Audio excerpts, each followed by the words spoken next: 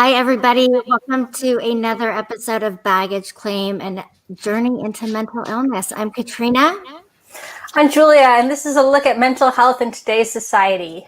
And I'm Mel, and we are here every Tuesday at 8 o'clock Eastern Time. And yeah, we are here to talk some mental health issues today. And just so you guys know, we are mental health patients and not mental health experts. So if you do have a moment during the situation where you feel as though you need to step away or talk to someone, we have our information in our bio for that.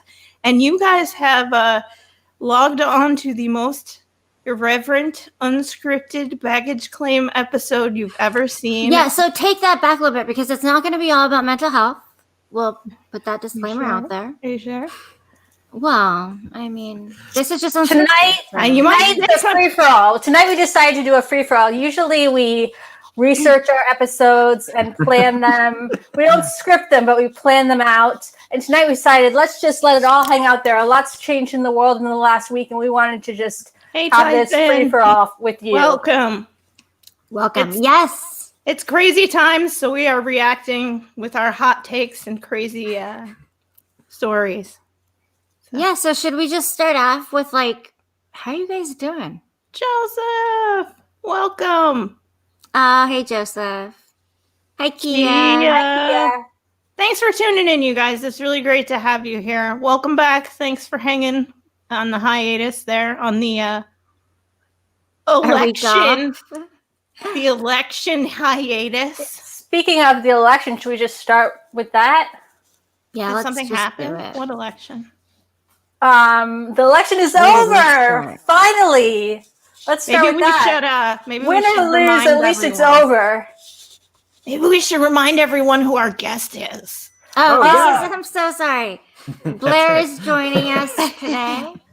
Thank you so much for joining us. It's great to be here.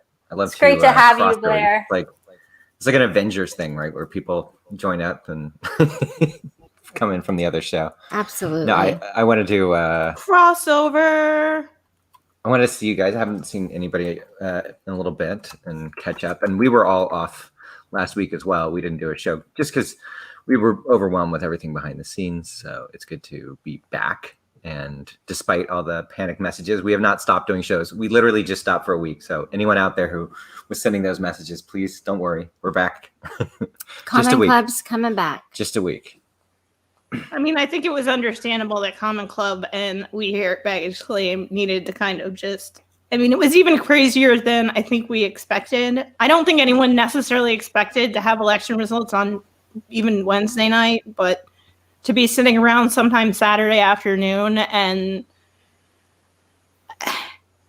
I did my absolute best to not marathon watch things. Like, we were very specific. Bob and I, we limited ourselves very specifically so that our mental health didn't lose it. Like, he's still out there working and the pandemic is spiking while all this is going on. So it's a little mentally stressful, and I don't want to push myself over the edge, because if I do that, it makes his life harder. And I think that, we don't all need to I need my rap plan very up to date. I know, right? It's a great episode. So especially, I think, with have you guys been watching the news? Or not the news? I don't know even who's talking about it right It's on the news now. Past 2 hours. Have you guys seen what's been... this is something I think is there something breaking in the last recent hours? Yeah. So for folks out there who are kind of at their election capacity, you may want to you may want to skip this stuff because it's going to be anxiety inducing and not fun. Trigger warnings. Yeah. Content warnings. Thank you. Please, if you don't feel like this is something that you need to have in your space right now, you're not breaking our heart walking away. We'll be back to normal next week. We want you guys to take care of yourselves. If you feel like it will help you out, though, that's kind of what we're doing here. A little bit of a mental health event. So. Right. Yeah. Joseph, exactly. Which part? There's some stuff going on that we should talk about. And you think you just got to talk about it? Yeah, I guess, we can't really pull up the articles, or I guess we could pull it up, but so I could. I know that the election results are in, and then everyone went out and they celebrated in the street, and you kind of felt like, hey, a big weight was taken off your shoulders. it doesn't look like it's over. In some very scary ways, it doesn't look like it's over. Administration took out all the civilian leadership of the Pentagon over the last 72 hours and put in loyalists. And the U.S. State Department, was now saying to reporters, these kind of snide remarks about prepare for a second Trump administration.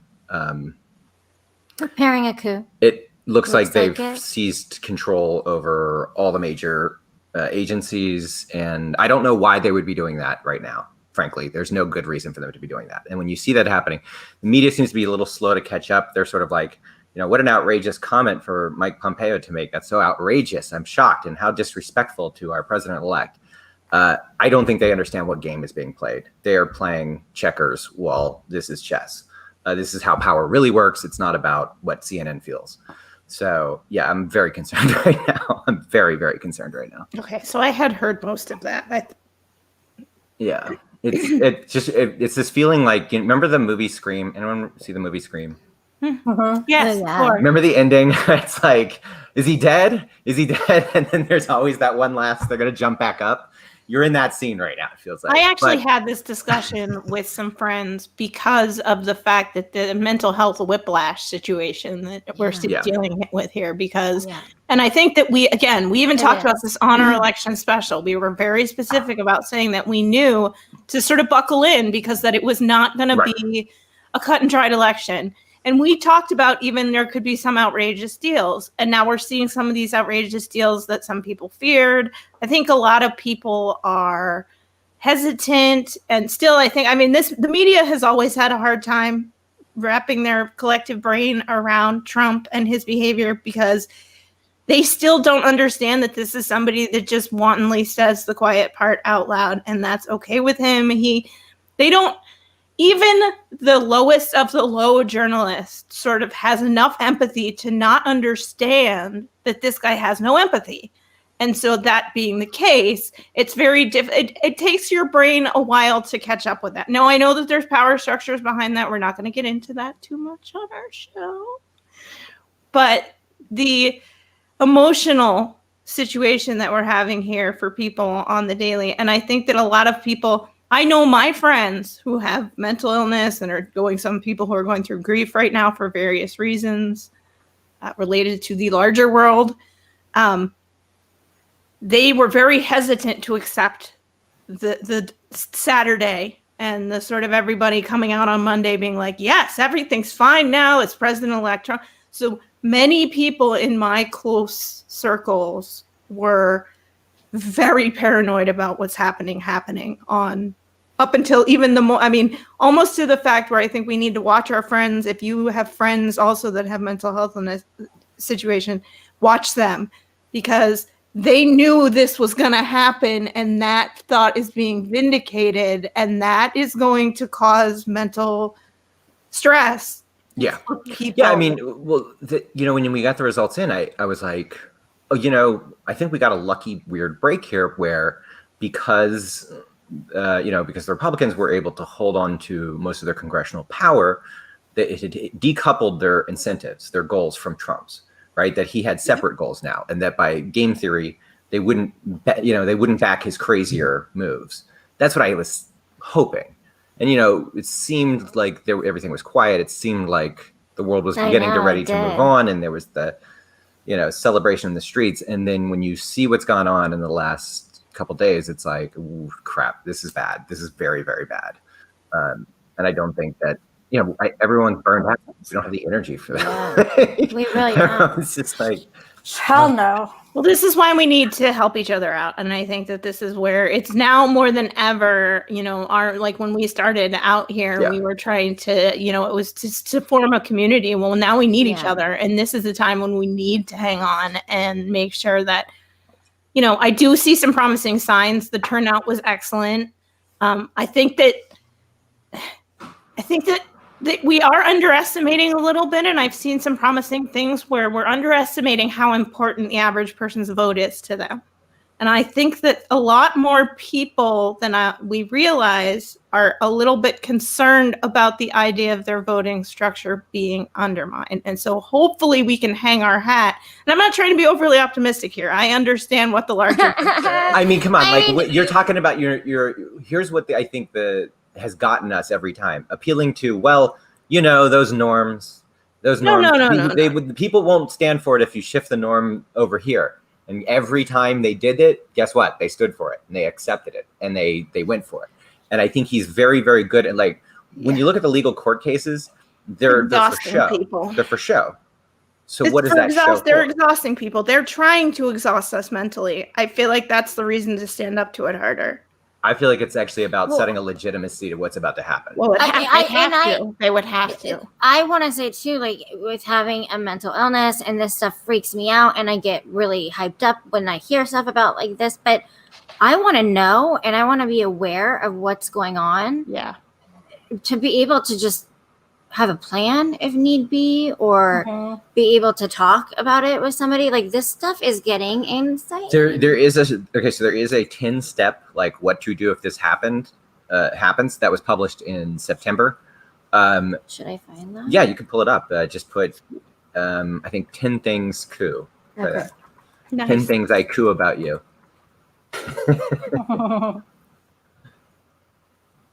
Man. Yeah, try that. Yeah, there you go. This one? That'll do it. All right, give me And a this is second, for guys. nonviolent tactics, just so everyone knows, because I think most people are in agreement nonviolence is Yes, the best way to Joseph, go when possible. absolutely. Right. Yes. Yeah. So these are 10 steps you can take. And this should tell you, I mean, how expected and predictable this is, because that we all had these guides ready to go. Wait, so let's see. It says... I think we did a healthy Okay. amount of talking even about this very thing. Yeah, There we was did. Don't expect election results election night. night. Yeah, check on that. Exactly. Oh, yeah. Do call it a coup. Yeah, and that's when the media won't the media do will be that. afraid All right. to use that language, because when it happens in your country, it's different, right? Even though the United States has been right. participating in calling things coups Yeah. overseas, when it's in your backyard, you don't use those words, because what if he wins? You know what? This is interesting because this does have mental health relation to it in terms of call it what it is. Accept the problem. I have to accept that I have a problem here. In our case, it's a coup. This is a really important one. Yes, they've successfully been stopped in the past through nonviolent means. There are ways to do it. And if you read a list like this, which you can post in the chat channel so that people have it. I kind of want to go through. Do you guys not want to go through it? Can we go through it? What do you guys want to think? It's up to you guys. Yeah, keep going. I'm okay. I As we're long going as make sure our viewers are cool with it. If anyone has any objections, now. I think we have a good group of people who understands what they're watching right now. So know that coups have been stopped by regular folks. I think that's so, for a mental health perspective especially, that's so important to understand. The system depends on cooperation to succeed. Yeah. And if people all in mass stop cooperating, the system breaks down. Yeah. Yep. That's exactly right. Be ready to act quickly and not alone. Yeah, this is important, That's because this is what concerns me a lot, is when I see how the media seems to be slow on the uptake on what's happening, and they're so busy celebrating the Biden victory that they think they got. They don't understand what game there is being played here. But not every single average person does. So Yeah. if you guys are honestly, feeling like, let's hope this does not come to pass. Let's all hope that absolutely. no, that's the thing. cooler I heads think prevail, a lot but- of it, for even when I try and paint this sunny picture, the idea is that no one wants to accept that this is happening, period, because you don't want to be right about that. It's the worst thing to be right about. It's a terrible situation, and if it happens, it'll be violent. It's not something you would wish on anybody. But It's pretty clear what's happening. I think that's true. I don't think there's any denying that. So focus on widely shared democratic values and not on individuals. Yeah. So you don't want to make it about like, oh, it's because this guy, whatever. Yeah. Like I don't even want to say any of these candidates' names, because I could really give a shit about them. But what I do concern myself with is these are systems of power, and when you see behavior like this occurring, that's a high potential for abuse and human rights violations to extraordinary scales. And I live in a battleground yeah. state, and this is the first time I've actually lived in a battleground state, like properly lived in one. And I've lived through 2 very chaotic elections in Michigan. And Michigan has been, on election night, I was watching live footage of people trying to get into the downtown center where they were counting votes. And those are the same people who they talk about who tried to kidnap and potentially execute our governor. Yeah. That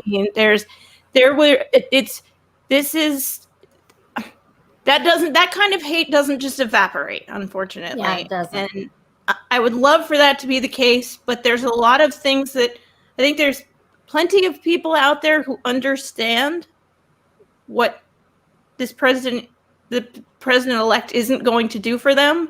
And also that a lot of their neighbors are very angry and have been angry for 2 cycles now. This is 2 cycles now that we've had people. Yeah, they're looking to these systems for answers they're not going to get. Yeah, they want them to provide comfort is that they won't. That's what we're trying to do. Is we're trying to build a community where it's real, which is person to person, because you unfortunately can't depend on systems. We have new people. Convince people not to freeze or just go along. This one's a little complicated, but I think this is just, not cooperating once it's happened. Commit to actions that represent rule of law and nonviolence, stability and nonviolence. Yeah. Stand up for your neighbors. This is not my area because this is historically not a common outcome. But it is, I think it is helpful at least to know that there are other, people out there who have dealt with this situation. I'm sure they were just as frustrated and burned out as we are. Sure, they were just as convinced it couldn't happen in their backyard as we are. I think exactly. That point right here is a big one. Is that it has and will and does happen in very stable seeming places all the time because governments are run by humans. It's true. A coup can happen in the United States. 9 is center and calm, not fear. And 10 is prepare to deter a coup before the election. Well, you guys did your job. You talked through it with a therapist, and you were prepared mentally. If this should happen, which it looks like it is happening, and I think it's important to point that out, though, because the fact that we did everything we could to be mentally prepared, and that we can continue to do everything we can to be as prepared as we possibly can be. There's no book for this one, guys. I wish there was. It's never ending. I also have to say, warning, you're going to hear a lot of liberals out there going, don't worry, it's going to be fine. That's so illegal what he's doing. Oh, man, he's so done in the courts. Oh, man, wait till Joe Biden. Those people don't know what the hell they're talking about. And I see a lot of the same people, like the Mueller, She Wrote podcast people, who were so right about how Mueller was totally going to nail Trump right to the wall, telling you, don't worry, this is just them covering up their crimes or whatever. It's like, you don't know that. That's a real roll of the dice. And this is not something that you should be erring on the side of not being cautious about, not being worried about. This is something you should absolutely be concerned about. This is something you should absolutely pay attention to. Downplaying a risk like this, even if it's wrong, it's better than getting it wrong on the other side. Absolutely better than getting it wrong on the other side. It's way better to over prepare for something like this than to under prepare for something like this. I just want that racist, sexist, misogynistic, homophobic, xenophobic, religious bigot out of office already. Well, I mean, theoretically he is. It's like, it's all theater anyway. Yeah, it is. No, it is. It's like a Shakespearean play. It's all just like, where do we mentally A tragedy. A tragedy. Like if we all decided Vermin Supreme was the president in our minds, like that would really do that. He really would be the president. Let's not go there. Oh, come on. He loves those toothbrushes. Yikes. So politics.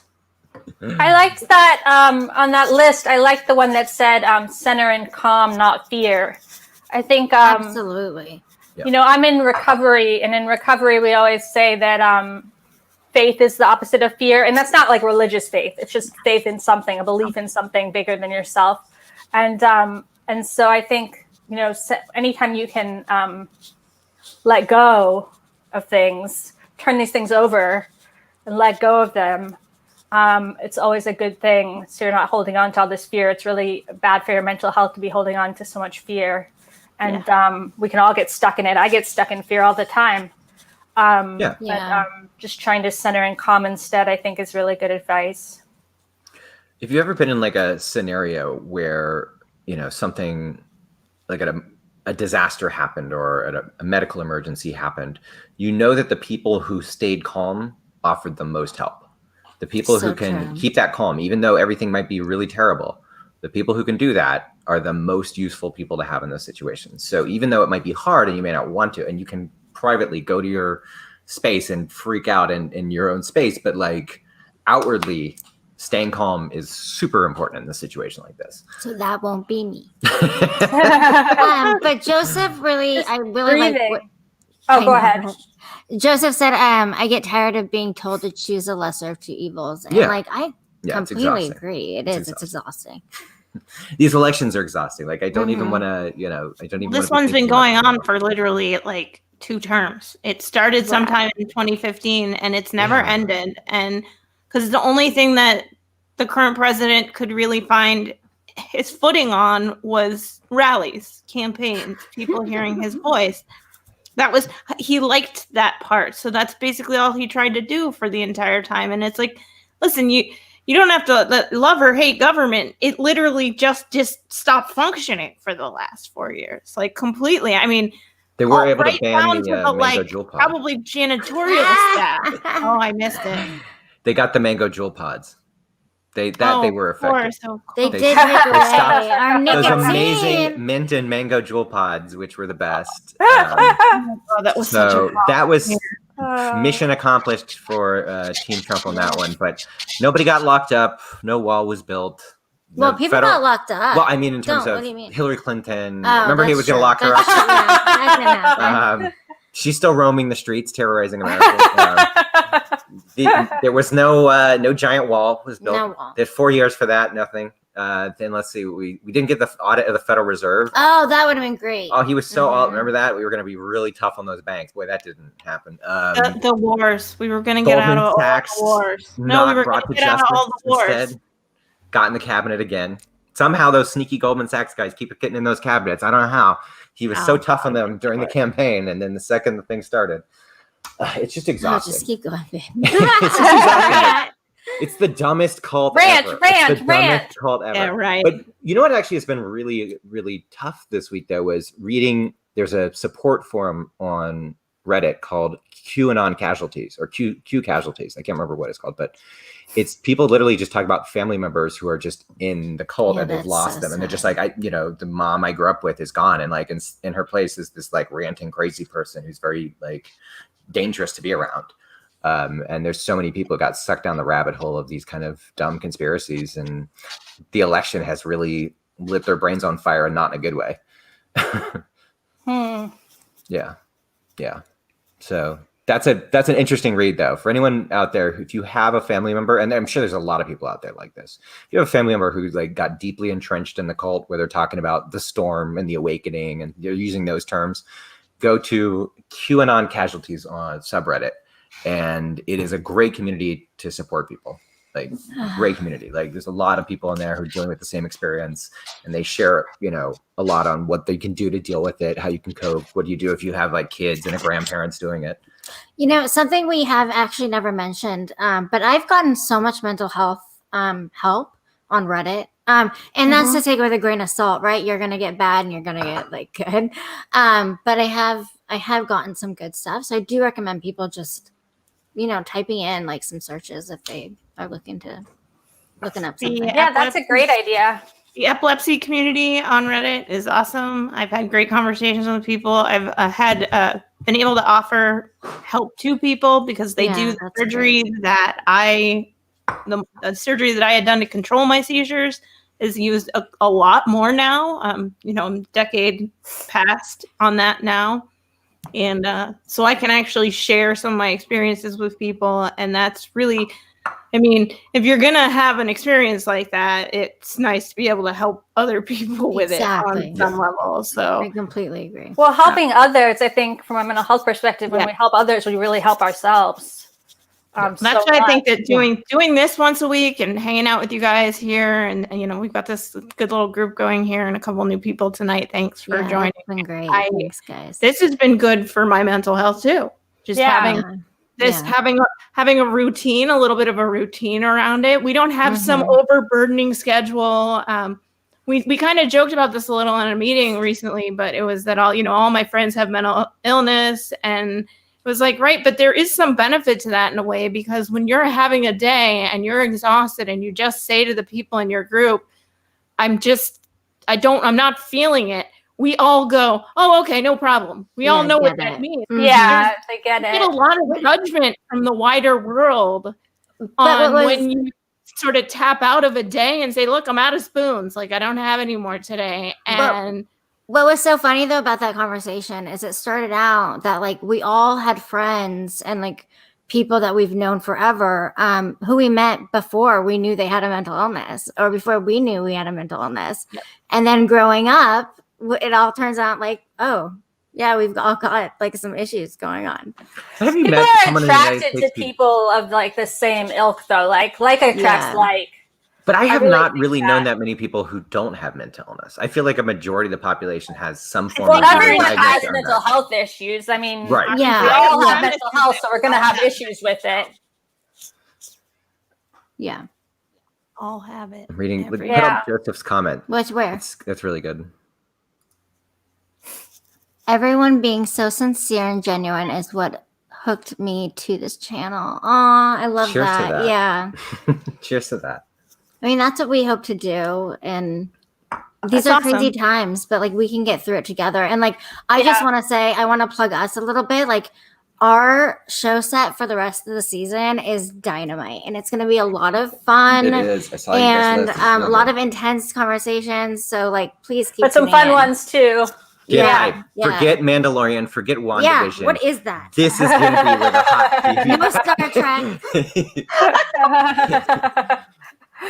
Star Trek. Star Trek. Crap. This is where the hot action is. I think when it comes to helping people, though, like it really does, like, it can actually like scientifically lighten your depression. Yeah. And I think like it's so hard to remember, because when you are depressed, the last thing you want to do is go out of your way for someone else. You can barely do anything for yourself. Right. But it's such a good thing to try and remember, because it like even just like taking your dog out when you're depressed like can make you feel better, because like your dog needed to go out and you took care of your dog. It makes them so happy. Yeah. So much of like just having a group that you can communicate and be yourself with. You know, it lets you like work through your issues without having to feel like you're going to be judged. Oh, you know, I have this flaw. But it's okay. We're all flawed. You know, if you can have those conversations openly with people. I say this every time. It's like going to group therapy, which was the best. People hate it, I know, but like it was the best thing that ever happened to me, because the light bulbs go off, right? Like you get that like communication and interaction. You're like, totally. We're meant to be communal. You relate to people. Yeah. And like through that relation, you like learn more about yourself. It's because everybody's at a varying degree of their own experience. So some people just walked in the door, and some people have been dealing with it for a long time. And it's so valuable to have the experience of the older people in the group, as it were, because those people, older in recovery, they don't even necessarily need to be older age. There could be someone that's just been in recovery 10 years longer than somebody else, or been in that, you know, who's had, you know, when I meet people that are newly diagnosed with something like post-traumatic stress, or I have a couple of friends that I've met along the way, or friends, this happens to me occasionally, where I've had a friend recently said to me, you know, I have a friend who has a tumor and she's dealing with these things, and would you be willing to talk to her? And I was like, absolutely, give her all my information anytime, because it's such a lonely place to be. Yeah. And so having somebody somewhere to be able like, oh no, that's totally normal. That's fine. You're fine. You're not, you know, being told you're not crazy for feeling crazy about whatever that thing is, that's what is going to get us through all of those things. So, and we're meant to be like that. I don't think that most of us want to be contentious and angry. We also have to remember that there was a major grassroots movement that was started over the last several years. Those people didn't just disappear. They're still out there wanting to have something better. They're just feeling mentally strung out, physically exhausted, because we keep banging our heads against the wall. And it's like the lesser of two evils comment that Joseph made earlier, is that it gets exhausting fighting the good fight. So it does. But it's nice to have people to lean. Exhausting. This country is really exhausting. Like it is. It's, but you know what they say? We're in a rough era. I don't know. Is eternal vigilance. When people like, you know, they talk about make America great again. It's like, you know what? When it was great, like it wasn't this vicious. Like, and a lot of that viciousness is about how we treat each other as a commodity rather than as humans. Like, you know, everything is monetized. Taking a little bit better care of each other when we were you know, quotes great. I mean, those like, were times where people were taking better care of each other. I am very fortunate. Again, I live in a small community, and the people can be active in our politics here. So we have a small infrastructure here. We're kind of a lucky area because if something did kind of break down, I know my town clerk though. So, I mean, it would sort of fall back on, because it's people's nature to sort of fall back on the closest thing they can to what's normal. So that's going to be and that kind of stuff can really help people out. So if you have that structure in your area, go for it. Like, be neighbors with your neighbors and do it together. That's awesome. I think, like, you look at YouTube right now, and it's like you have so many channels where they used to be a little bit more sincere, a little more authentic, and now they're all focused on that monetization and that delicate tightrope that they have to walk to be monetized and keep that paycheck coming. And it's reducing the amount of sincerity because you can't be honest about certain topics, and you can't, you know, be too clear and plain spoken, or you're going to get demonetized. And so you have all these people kind of watching their language very carefully and policing themselves. Whereas I think we're just regular people talking. Yeah. I mean, that's pretty much all there's. We're not monetized. We are doing some really great stuff. I don't want to not to belittle the amazing stuff that I think we're doing, you know, but I don't think that we are like special genius elite people. And I'm not a guy with a British accent here to tell you about the craziest executions in history or whatever.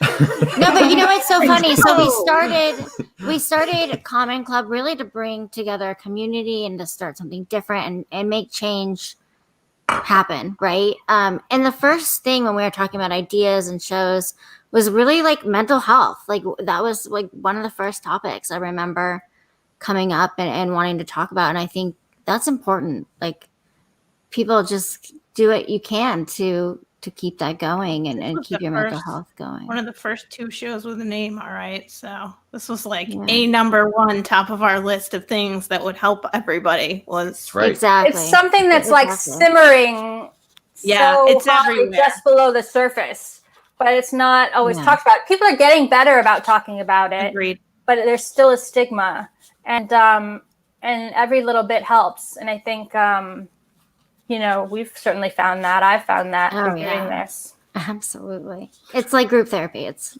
but I'm really serious though. In the United States, I feel like mental illness is actually like the majority. I feel like everybody. Mental health society structure. Mental health, I think, is, but like then you get down to like specific diagnosis, and it differs, right?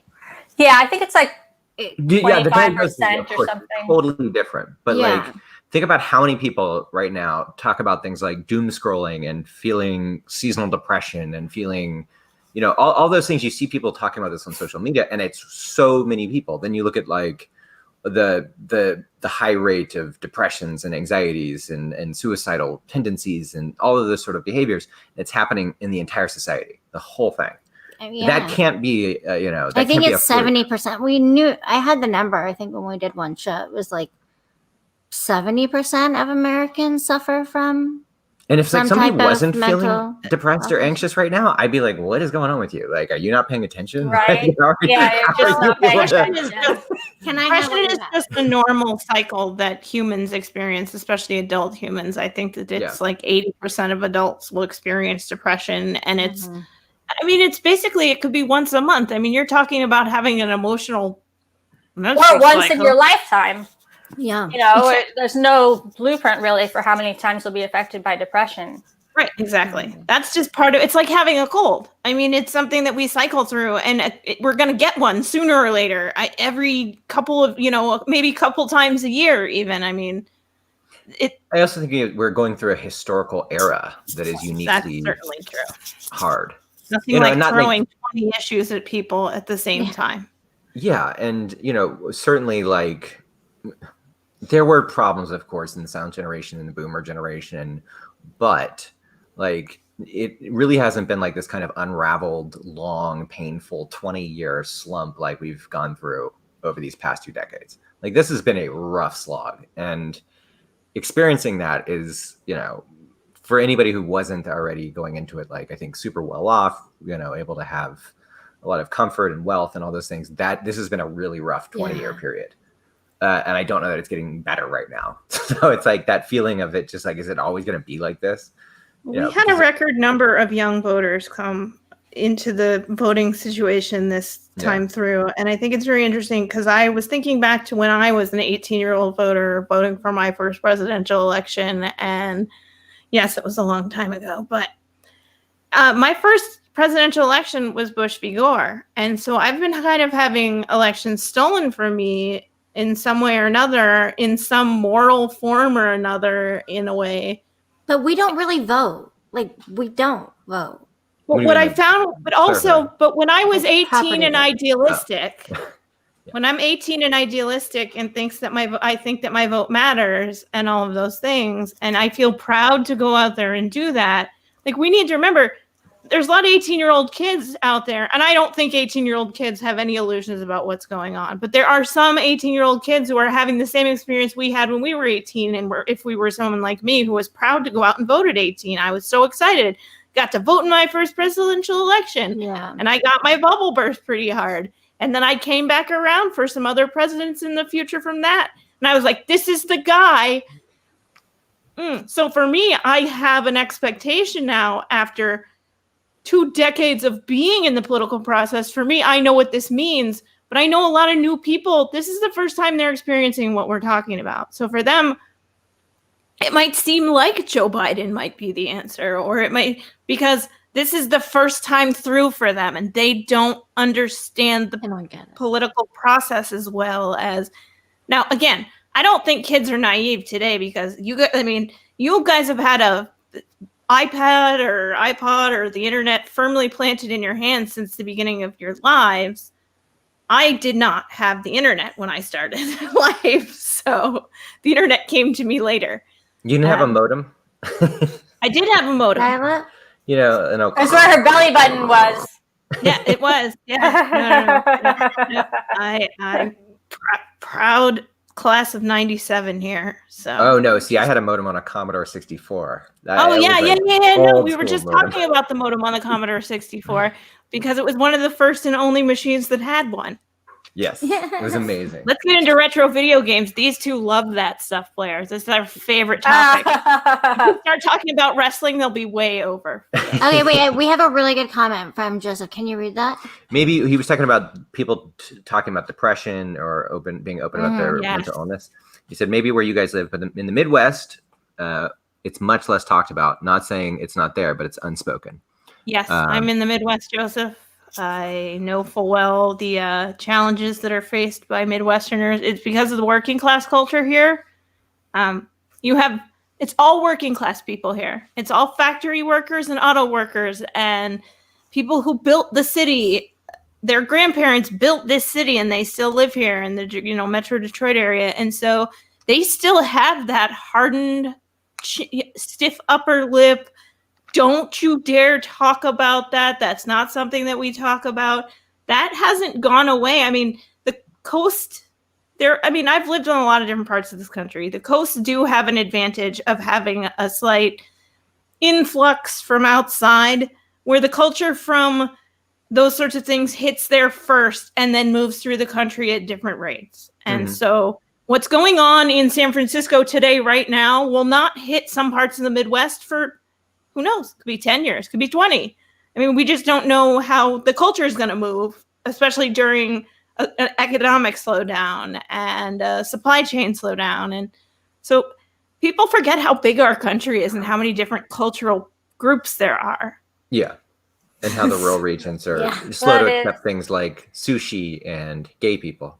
That's very true.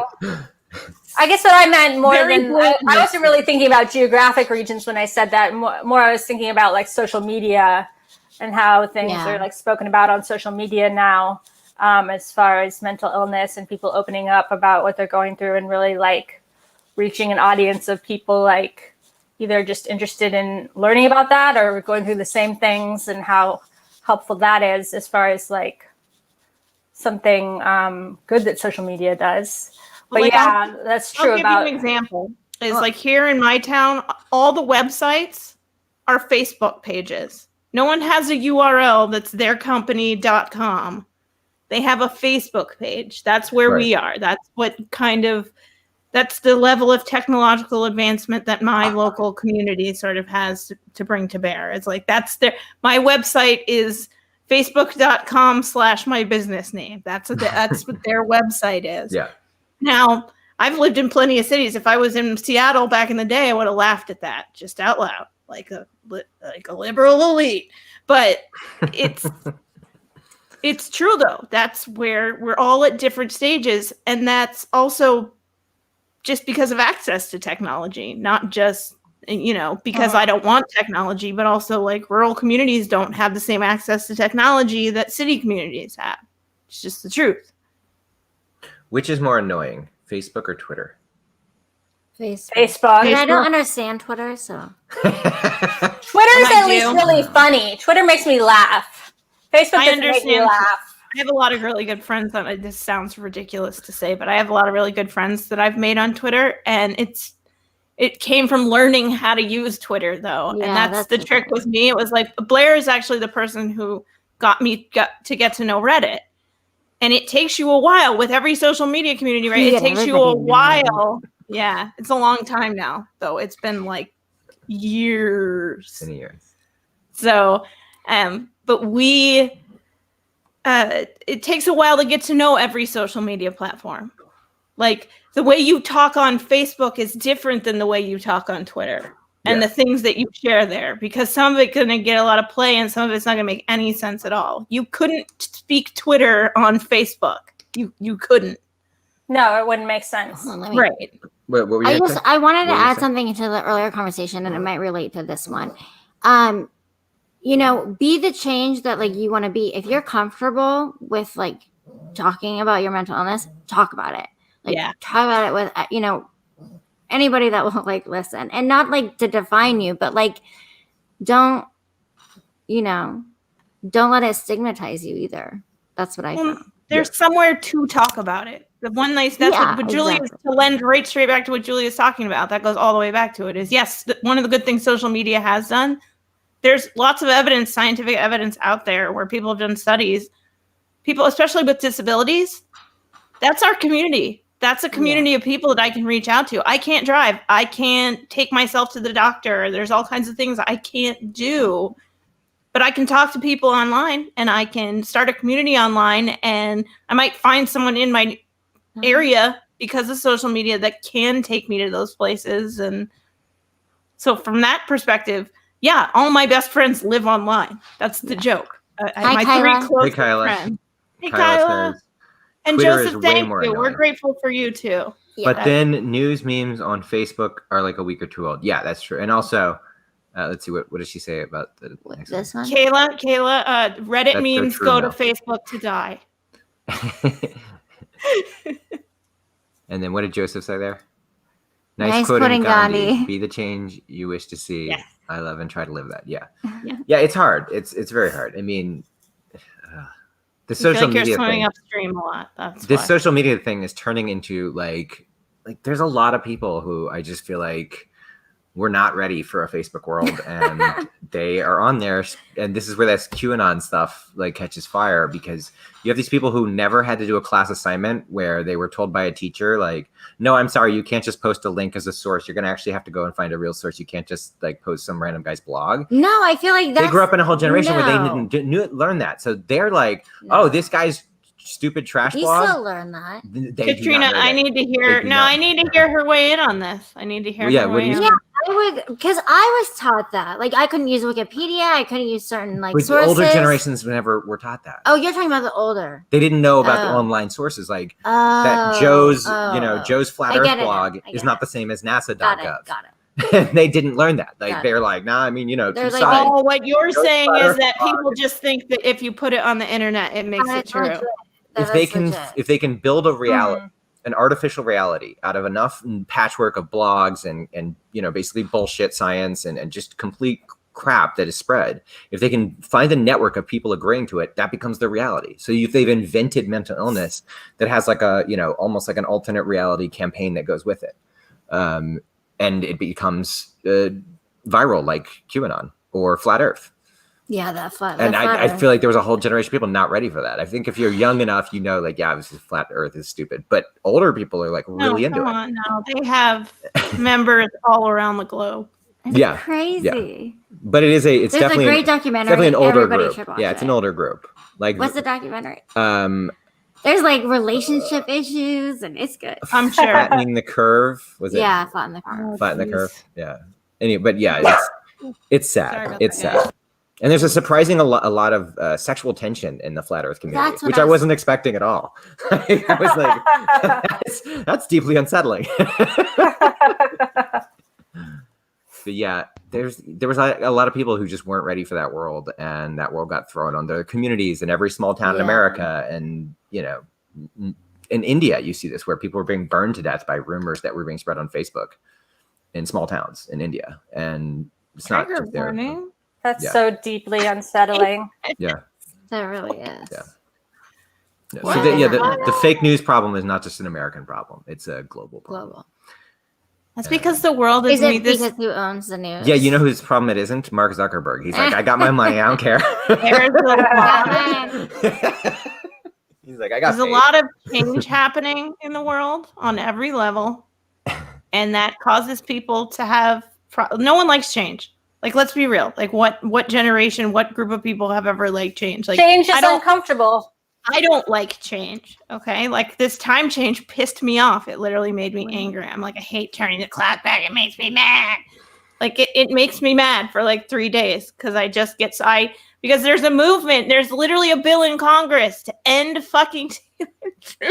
Sorry, and it's so bad for us. It's bad for us. People have more cardiac events. They have more respiratory problems. They get more, like, it would have been bad for this pandemic because people are more inclined to get sick during daylight savings changes like that.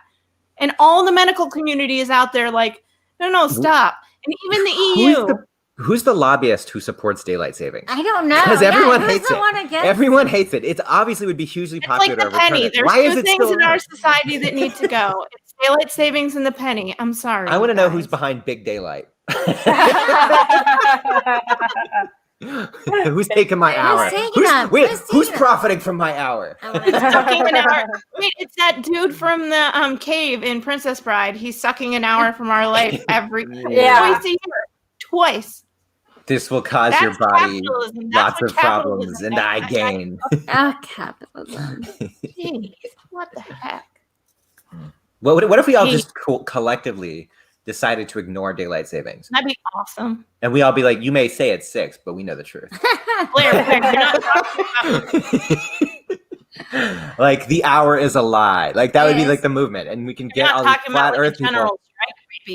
Get the flat Earth people pointed at something real. There's a conspiracy to take an hour, and they're doing something so sinister with that hour. You don't even want to know. There's like some alien planet, and they like. There's a whole fleet that we've built out by Mars, and they're taking that hour and they're using it to power these spaceships, which are committing planetary genocides beyond belief. If we refuse to cooperate and we stop the stolen hour, that's the campaign. Done. It's all done for us. Stolen hour. And we get it back. We take back our hour. And It's then our all of hour. our mental health improves exponentially. We 100%. all become well. Yeah. If you all conspire to give me free healthcare, I'm in. Like time is like a real thing. You can't just take an hour. They do. They just take But it. time exists. It's a measurable quantity. You can't just steal an hour. Doesn't exist actually. Actually, it doesn't exist. Actually, Actually. We I talk really about. want to. Yeah. Go I ahead. just want to talk about something that I did today. Yes. That I said that I would never do by myself, ever. I bleached my own hair, and it didn't turn orange. It turned out great. It worked out. Fantastic. Thank you. But it relates to mental health. That's why I'm bringing it up. Because I've been feeling so like, like when you just don't feel, because I haven't had my hair done for 8 months because of freaking COVID. And so I had 3-inch roots and all grown out hair.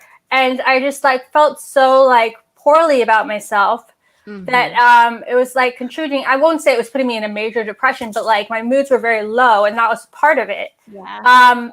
And so it was like just this little bit of self-care today. It took an hour and like I feel so much. I immediately felt lighter and brighter and happier. I love it. And it's just like we just have to remember like these things that we can do for ourselves. Yeah.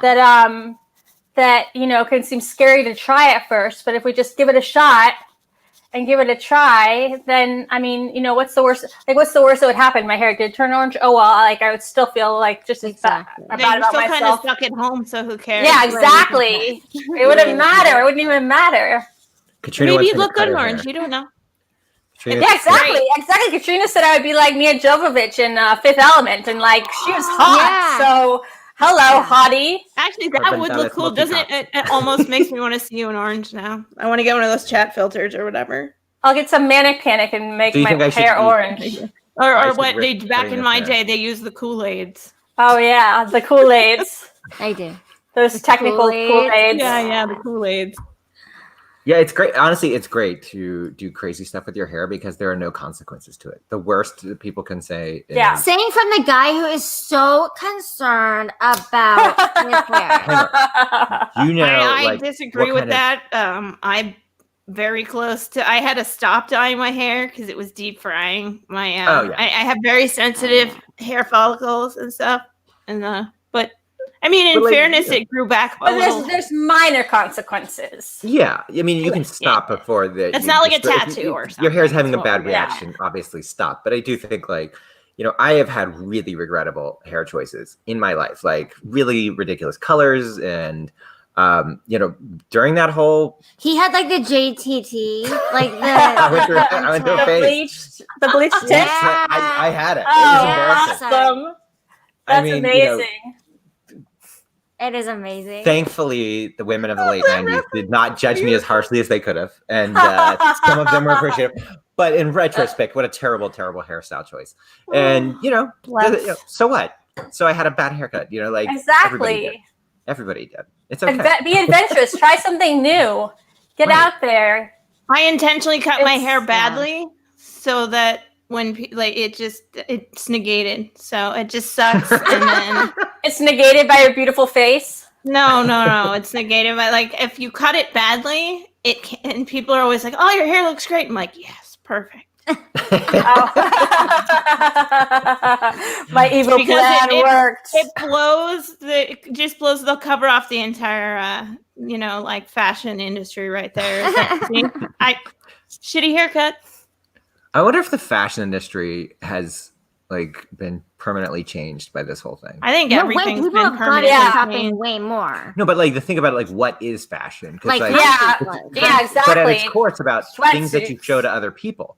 If you're not having as many people go out there and Yeah, show, that's true. oh, look what I'm wearing. I think sweatpants and yoga pants chic is about where it's at right now. Yeah, I think that's here to stay for a while. Designer sweatpants and unless yoga you get the pants. invite to the Kardashian private island soiree. Ooh. Did you hear about that? No. Yeah.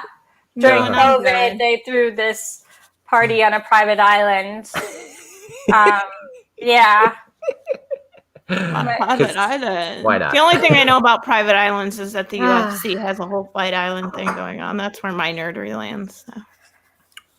One Dana thing White is- that They have like I wait, hang on, Mel. Are you saying there's an island full of UFC fighters right now? No, well, okay. So you haven't heard of Fight Island? No. Okay. No. All right. Sweet. Oh, sit Miles down. hyped. Take Miles a seat. hyped. Okay. No, it's funny because this is like I love when we all divert, like we go into like what I know, like forget it. I'm just gonna talk. So Dana White, the promoter of the UFC, what he did was he went and commissioned an island in it's UAE, I think, or somebody like that. It's one of their private islands. You know what I mean? It's that they like made up. Yeah. I think. And so what he did was he put the venue on there, and so he has a fight center and all kinds of. So he built a bubble. And so what happens is when they're going to have a fight for UFC, so they do like monthly pay-per-views probably. So like the most recent was, I can't remember but it was recent. It was in the last couple of weeks. So they fly everybody in 14, 16 days before. Yeah. You stay on the island for 2 weeks. You test every day. You can do all your training right there on the island, but it's like a quarantine island. There is some wrestling behind that. There was like the head promoter of New Japan Pro Wrestling way back in the day did a whole thing. So when this happened, it was a big deal with wrestling fans because it was like, look at all the carnies. But well, so what I like about it though is that it sounds like a Mortal Kombat plot. Yeah. No, it was it's the plot. It's effectively the plot to Best of the Best or whatever. Yeah. Yeah, like as a global pandemic wraps the world, only one island, Fight Island, remains. Yeah, Fight Island. Fight your way to the top of the pyramid. Now, but the secret, but the swerve ending. The fighters were around to stop the coup. They were the only ones left who could stop the coup. The swerve is that the winner of the tournament will take down the coup. Yeah. So I'm rooting for Sub-Zero. I'm rooting for This is the best movie ever. So they're the only ones without COVID. Everyone else was struck down by COVID. Or maybe like Scorpion comes out at the end and like Trump's getting on Marine One. He's like, get over here. And the spear comes out. God, I hope it's not Conor McGregor because no one would ever fucking. Nobody would ever back anything Conor McGregor ever did. No. I mean, I'm not even a UFC.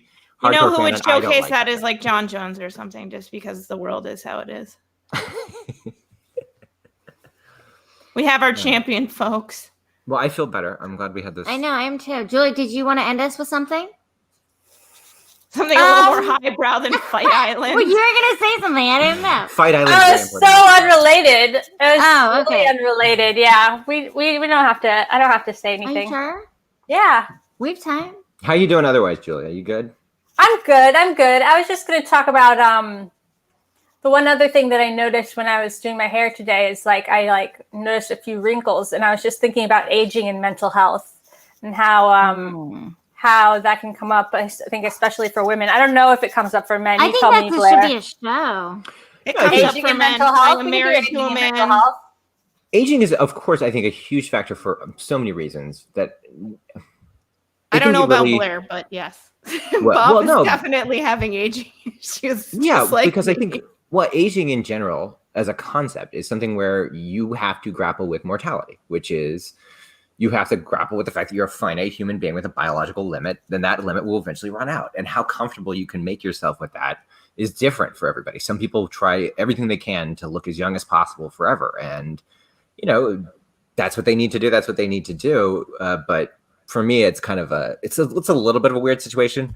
It's like something I think about, but it's sort of like I still get talked down to by baby boomers in meetings who don't understand I'm as old as I am. That's because you have a baby. People think he's really young. I'm like, no. He has a baby face. That's why. I'm like middle aged, but I get talked to like I'm a child. It took me a while to realize that Blair and I were the same age. It took me a long time from the time I knew him to realize we're like 6 months apart or something. And he said that to me one day, and I'm like, no way. But I have like a bald spot, so it's not like I'm not aging. It's just not in my face. It's genetics, dude. It's a cosmic dice roll. We all get what we get, and you don't get to care about that, unfortunately. And the bottom line for it is, but it does affect me, and it does affect my husband. Actually, he's very secure. He has a wonderful like person, but also we talk about it a lot lately, where it's like this is starting to show, or this is starting to show. We make a lot of jokes about, why is hair growing where it doesn't belong or anything else, and we use humor to cope with virtually everything. I mean, we're the people that were cracking jokes in the in the ICU because we had to kind of push through. But the idea is that it took my gray hairs and stuff a long time to start showing up. And then when they have done that, they've started to come in very like specific, like all of a sudden. And it was just kind of surreal to me because I was like, oh crap, I'm old enough to have gray hairs now. Right. Whoa, crap. Oh, crap. And that was sort of how it hit me, was because I don't know. I'm a weirdo. I just don't think about it. And then I look in the mirror one day and go, oh dear, I don't look very 20 anymore. And you just don't think about it so much in that regard. But I think also because I've had some of the experiences I've had, I feel very fortunate to be where I am today. And so to be here alive and happy and with my family and wrinkles and not wrinkles and all of these other things, able to like laugh at my gray hairs and the fact that I'm popping ibuprofens and, all the ibuprofen memes. I'm glad that I can share those with my friends, because a lot of people in my life even don't get that. They didn't get that opportunity, and they won't get that opportunity. Right. And a lot of people in our life right now with the pandemic are dealing with people that they've just lost that will not get that opportunity. And so I try to be grateful when, like you said, Julia, like you look in the mirror and it does make you, I try to focus on it made me feel better, and it made me feel happier and lighter. And that's where we keep our youth. That's where we keep ourselves from focusing on the wrinkle because of doing a good job with the dye job, or I do my nails. I try and do my nails on my own once in a while because I used to do it when I was poor. So it was kind of something I did to make myself feel really good. So I'll do that occasionally when I'm feeling low. And I don't know. I think that it's difficult to deal with aging, but trying to remember that we get to be here and get another play with the dog, or get another run with the family, or get to have that freaking stellar Christmas tree that Katrina has, like fun times, happy. And me personally, I've been very positive. I'm looking forward to when we open the borders back up and the vaccine is out there someday, because that day will come. Because I have some friends across this damn place to get together with and hang out with again. And I'm going to hang my hat on that right there. And there you go. That's always my happy looking place. to the future. And Julia, I don't age, so no, I do not think about aging ever. Perfect. Katrina, We can end on that. Okay. Yes, we can end on that. But I think we should do a show on it. I think that would be good to I dive think into. it would be good. it's called Katrina Doesn't Age. Season All right. Thank you, everybody, for joining. Thank Great you to so see much for everybody. being a part of the conversation. Like, Yeah. comment, subscribe, and we'll be back next That's Tuesday right, at 8 Joseph. p.m. Eastern. And I will be Hopefully- on tomorrow night. Oh, Hopefully. Oh, yeah. Common Club tomorrow night. We're doing back. Friday night fun. We took a week off, but we are not. No, it's we are not Wednesday. Oh, no, done. wait, I'm sorry. It's Thursday or Wednesday. What the heck day is it? Ah. Go ahead, Julia. Hopefully you all had fun with us on this unplugged episode of Baggage Claim, as Mel was privy to call it.